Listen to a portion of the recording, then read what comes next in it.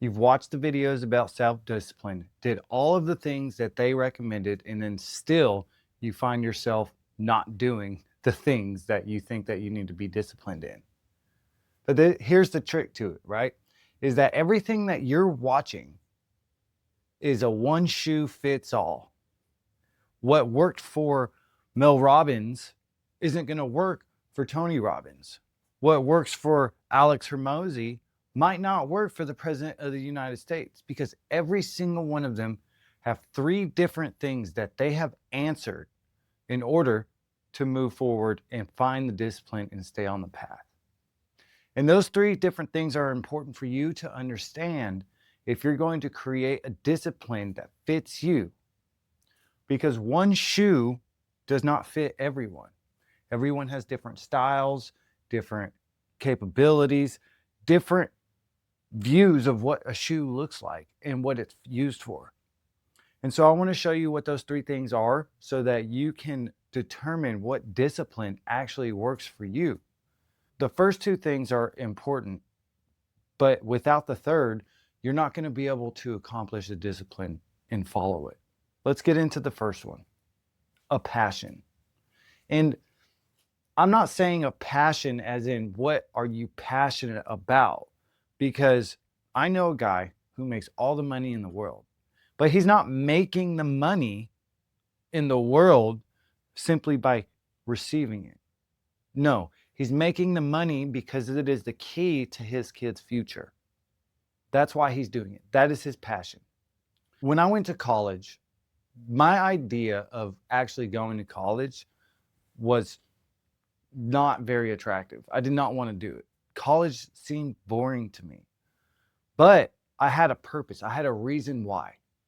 And the reason why was because I really believed that I was going to help humanity go to Mars. I was in chemical engineering. And I thought that I was going to help humanity breathe on Mars. And everything that I did drove me towards that during that phase of my life.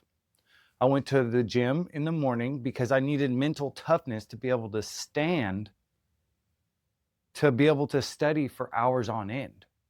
I had to train my mind by pushing myself through physical workouts that were so taxing and so challenging that it broke the limitations of what I thought that I could do. And by breaking those limitations, I was able to sit at a chair or a whiteboard and study engineering problems for hours overnight. One drove the other. And because I was able to do the whiteboards, I was able to achieve a 4.0 grade point average.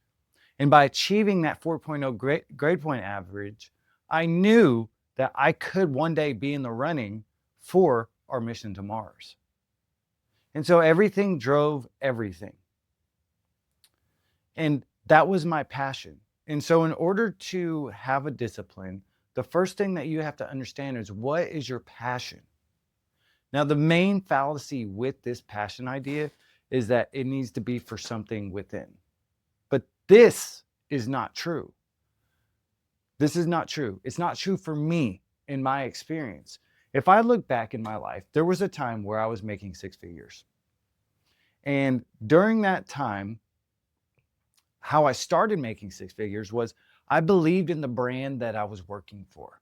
And so I wanted to help them build the brand because their mission was to help protect people. And I believed that I was a part of that mission. This was later on after the college thing, after my divorce. And then what ended up happening is the brand was tarnished and it began to fall apart. I was still making six figures, but I didn't believe in the brand. And so I lost my ability to have discipline to show up to work every day because the belief in something other than myself, other than self-serving, disappeared. And so this is the first fallacy I want to point out, is that discipline is self-discipline. Discipline for me is driven by helping other people. But that's for me. We're going to get more into that in the third thing that you need to know about discipline. But before we get into number two, I just want to point out that a subscriber asked me for this video. And so if you want videos about a specific topic, go ahead and put it in the comments, #suggestion, so I can look them up and I'll make a video about it. This is only temporary until we reach 500 subscribers. Once we do that, then I'll go live and I'll help walk you through this in real time. So subscribe to that until we hit 500 recommendations and the suggestions. So the second thing that you need to understand about discipline is we have the first thing, which is what is the passion? What is the end goal? What is the driving force? But what about when you're in the moment? In the moment, because that's the larger picture. But let's zoom in for a second.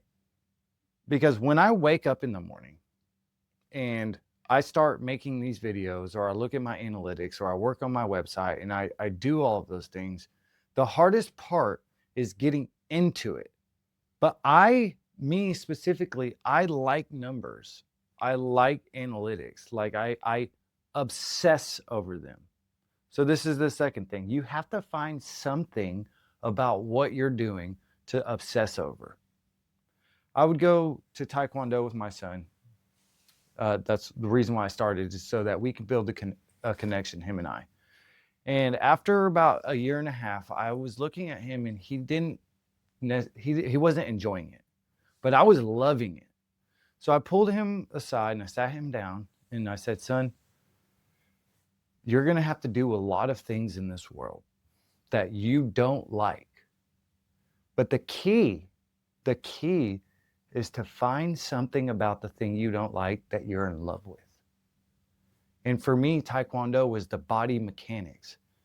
Because I like physics, how do I get the most force and the most energy out of my body movements? What are you passionate about, the thing that you don't like? What is it that what you need to be disciplined over? What is the thing that you want to obsess over? The thing that gets you started. The thing that when you're in it, you just lose time of everything else because you are so focus driven on this obsession. Answer that question and it'll help you drive yourself in the moment. You know where you're going now. The goal. My passion, mission to Mars. My obsession, the numbers. So then what's the third thing? The third thing that you have to understand about discipline is that the same discipline isn't going to work for everyone. Everybody wears different shoes. Everybody sees the world differently. So that's with everybody. But that's not exactly what I mean.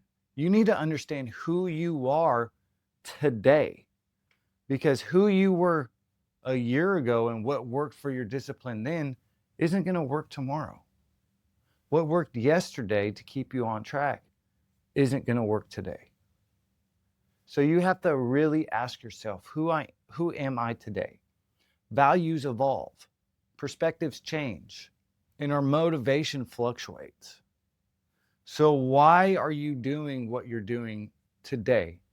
If you can answer that and then find obsession, then you can really start to design your environment and your circumstances to be able to hone in to this discipline. Because those two questions are going to answer who you are and where you want to go today. And if you ask those two questions, the thing one and thing two, if you ask those in 6 months from now, they're probably going to be different. And that's okay, because we evolve, we shape, we hone, we zoom into what we want. And when we finally arrive there, we may find out that it's not what we want. And so we have to zoom back out and find somewhere else to go. And so we're always changing, always evolving, always growing, or we're always devolving, always shrinking.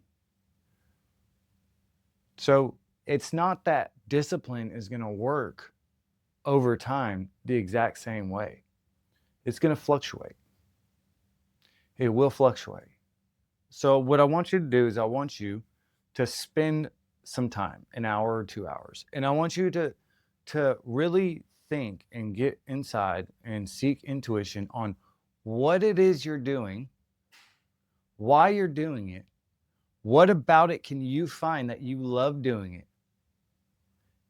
Once you answer those questions, then, and what you'll find is that your idea of what discipline looks like is may be very different, or different variations of all of the big motivational speakers. Because the last thing that we want to do is we don't want to adopt somebody else's system of what motivation is, or what somebody else's system is of living, or what the goals are of somebody else's. These are questions we have to ask ourselves. And when we start training ourselves on how to answer these questions for ourselves, then discipline becomes easier over time. In my experience, they become easier over time. But until they do become easier over time, I want to make a clear distinction what the difference between motivation and discipline is, because this is extremely important. I'll put in the card a video that I made a while back, but about this topic. But the main distinction between motivation and discipline is motivation is a feeling. And we look for motivation a lot of times. I look for motivation a lot of times to get me started. But motivation is a feeling that will fluctuate and disappear. It's something that is, it's a feeling that has no concrete sustenance. It's invisible, it's inside. The discipline is the action. Discipline is action, doing.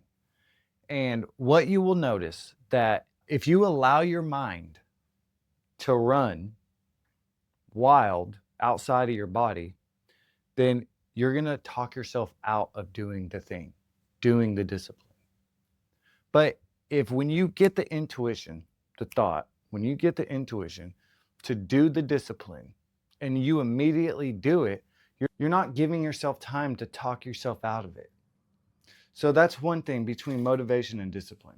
So there's also another tool I want to leave you with, and I got this from John Nolan and also Alex Ramonzi. They both put these in two different perspectives. So I want you to try this. I want you to try to eliminate everything that does not serve your purpose, does not serve the passion that you decided what it was in thing one, in the thing you had to know about discipline at the beginning of the video. Whatever doesn't help that. When I was in college, when I started college, the day I started college, I deleted every app on my phone that was entertainment based, every game, because I used to love to play video games, every card that I had, every TV show that I was up to date on. I eliminated all of that. And I just focused on what it was that I can obsess over when I went to school that would get me to school. And in the moment while I was at the school, what did I love about it? And what I found was that what I loved about school were the numbers and helping other people figure the numbers out, because not everybody has the math perspective that I do. Some people were better at language. Some people were better at showing up on time. So everybody is different. Everybody is going to wear different shoes. Everybody's view is different on what discipline actually is and how it's going to work for them. And so you have to answer these questions to determine exactly the discipline in this moment that is going to work for you right now. And then do it every 6 months, because the discipline today isn't going to work in 6 months. But if you can shorten the gap between thinking about doing something and then actually doing it, if you can shorten that gap to where other thoughts can't come in and talk you out of it, and then also if you can clear all the distractions that steal your attention, then you'll find that you'll be able to perform the discipline that you choose over and over again. What works for you? Not more schedules, not more of this. Minimize the amount of things that are in your life. Minimize them. But with knowing all of this, There's a fundamental question about how do you become this? Because knowing it and becoming it are completely separate things. One helps the other, but becoming has nothing to do with the knowing. If you want help with that, watch this next video. I love y'all. Peace. See you again.